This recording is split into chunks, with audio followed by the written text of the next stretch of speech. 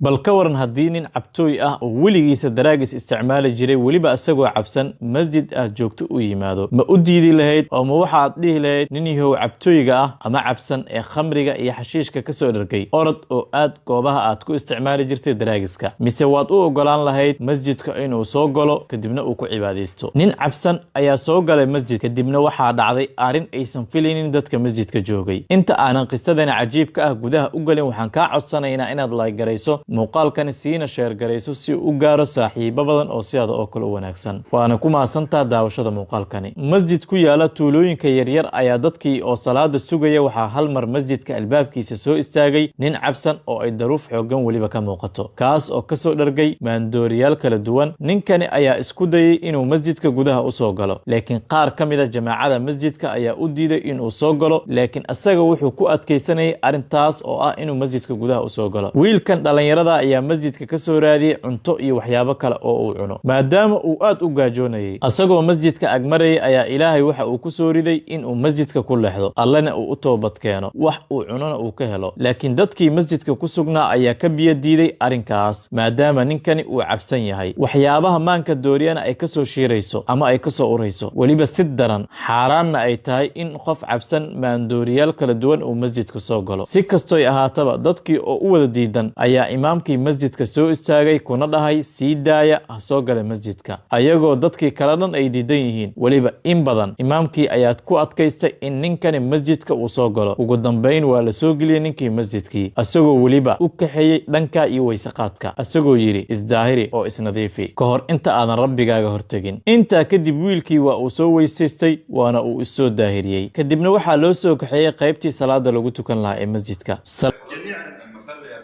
إن شاء الله بإذن الله مجرد ما توضعت الله سبحانه وتعالى أسقط عنه salaadii ayaa la galay dadkii ayaa ka wada cararay ninkii maadaama ninkani urka khamriga iyo xashiishka iyo waxyaabaha kale uu isticmaalayay maandooriyaasha kala duwan ay kasoo shiirayaan laakiin imaamkii ayaa soo dhaweystay oo agtiisa soo istaajiyey laakiin arrinta layaab kale ee la arkay ayaa ahayd in wiilka la arkay markii uu sujuuday inuu soo kici waayey oo sidaa ay nafta uga baxday weliba isagoo sujuudsan allah nasiib badana dadkii masjidka joogay ayaa aad ula yaabay markii salaada ay ka wada baxeen arrintii oo noqotay lama filaan iyo sida uu rabbi ninkan u haleeshiyey arrintani imaamkii ayaa yidhi hadal cajiib ah oo ahaa waxaan muddo badan raadinayey ayuu wiilkan si fudud ku helay allah waa maxay waxa u dhexeeya isaga iyo rabbigiisa oo uu ugu dhintay heerkani iyo khaatumada wanaagsan isagoo dhintay xilli uu ugu dhowaa rabbigiisa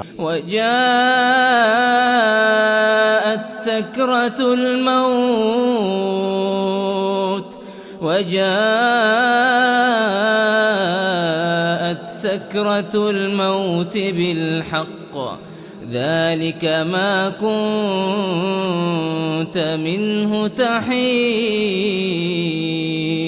nabiga sallallahu alayhi wasallam wuxuu yiri marka uu adoonku ugu dhow yahay rabbigiisa waa marka uu sujuudsan yahay xilliga badiya in aad xustaan rabbigiina weydiistana wax walba aad u baahan tihiin runtii waa qiso cajiib ah oo aan ka baranayno khaatumada wanaagsan waana qiso dhab ah oo dhacday lagana sameeyey muuqaalo badan oo laga matalay oo kan hadda uu ku jiro aad daawanaysid rabbi waxaan weydiisanaynaa in uu khaatumo wanaagsan nagu dilo dhammaanteenaba